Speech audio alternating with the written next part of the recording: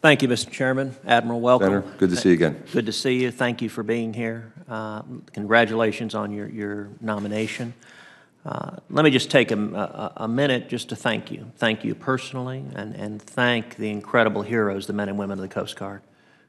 You're called upon to do an incredibly difficult job each and every day, but it was never more difficult or more important than during the ravages of Hurricane Harvey. And the job that the Coast Guard did, Texans saw firsthand. In Texas, over 11,000 people were rescued, over 1,300 pets were rescued, and not only that, there are over 2,500 Coast Guardsmen who live in areas in Texas impacted by the storm. Of them, at least 51 of them suffered catastrophic damage to their own homes, and 124 others reported property damage, and yet over and over again, we had heroes who their own home was underwater, and yet I met with one young Coast Guard pilot who hiked out through waist-high water to a parking lot to go be picked up by a chopper to go rescue others, even though his own home was underwater. And having spent, really been blessed to spend significant time with the Coast Guard swimmers and pilots, and just on behalf of the people of Texas, I want to say thank you for the extraordinary job the Coast Guard did during our time of need. Senator, thank you for that, and it was good to see you on the ground. We saw too much of each other, but I think it meant a lot to our men and women that you were at our facilities, you were on the hangar decks shaking hands with those rescue swimmers, those wrench turners, the people in the command centers. There was an unprecedented level of challenge down there, and I'm very proud of the men and women of the Coast Guard, but it's very reassuring here that you sort of recognize what a unique set of circumstances that were. So thank you for your continued support there. It was extraordinary bravery, and the entire state is grateful for it. I would ask, looking back now that hurricane is in the past, from your perspective, what were the lessons learned from Harvey and Irma and Maria? We had a hurricane season that I hope we don't repeat anytime soon. What lessons do you think the Coast Guard has learned in terms of how to handle those challenges even better? Senator, I appreciate that question. It's a great question.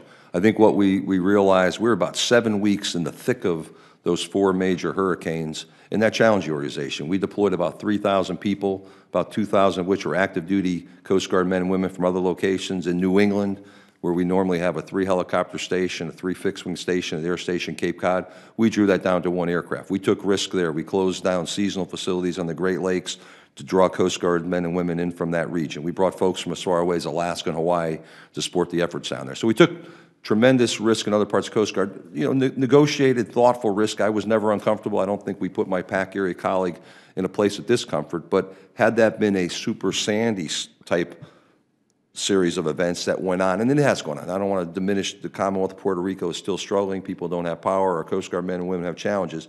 But had that been more Sandy-like versus an intense 7-week period, I think our 6,200 number reserve force would prove inadequate. We're trying to plus those numbers up. Our commandants talked about needing to grow the reservists about 1,100 in the coming years. I absolutely share that commitment. I think we're at a critical low point. Back when I used to do legislative affairs work, we were trying to get to a 10,000 level of reservists. We were about 8,100. This was about 13, 14 years ago. Right now, we're authorized about 7,000. We need to get above that 7,000 level to be the ready, relevant, responsive force that America needs, sir. In terms of social media, we found as the 9/11 system collapsed in Houston and the outlying areas, folks were going to social media to call the Coast Guard. We were able to adapt and improvise and meet those demands, but we've got to look at that on what our approach is, not just in the Coast Guard, but in the emergency support functions writ large, sort of whole of government. We don't have the staffing, the manpower all over the country to respond to social media cries for help. We did there, so we're working on that. We're working on our internal policy. So we're a lot of lessons learned, sir, from that, but it's ongoing. We're trying to be sure we're ready for this upcoming hurricane season, which is right around the corner. Well, and I would also point to IT infrastructure. I know the T1 line went down in the headquarters in the midst of that, and you guys innovated and dealt with it anyway, but it obviously raises a question going forward of having a backup to prevent it from going down. And Senator, if I could, you were at Houston. Yeah. That is a new facility that came from previous year supplemental fundings from other hurricane damage. Rita and I think it was Wilma and Rita that was the genesis of the funds there. that's as good as it gets for us. Many of our facilities would not have endured as well and had the resilience that we had in Houston to support that level of operation. So that continued support from the administration and Congress to beef up our resilience and get after some of these facilities that are very aged would be very beneficial to our readiness for the nation.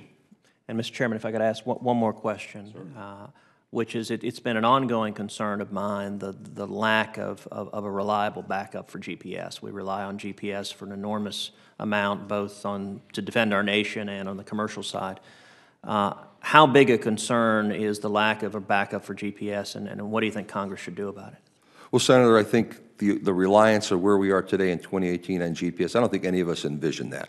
The Coast Guard is one of many stakeholders working within our department, DOT, DOD. I think there's an assessment of the various segments that are relying on that. There's ongoing work. There's a National Executive Committee that's focused on that. We're a contributor to that. I think we were awarded about $500,000 from the Congress to look at jamming capabilities that are out there to shut down GPS in the maritime domain. So I would say I share your concern. We are an involved participant, a stakeholder to a broader whole of government, that NEXCOM solution set here that'll hopefully figure out a way forward. And I think the Congress is absolutely in the thick of that, Senator. Good. Well, I look forward to continuing to work with you. Thank you, sir. And we're committed to working with you on that. Thank you. Thank you, Mr. Chairman.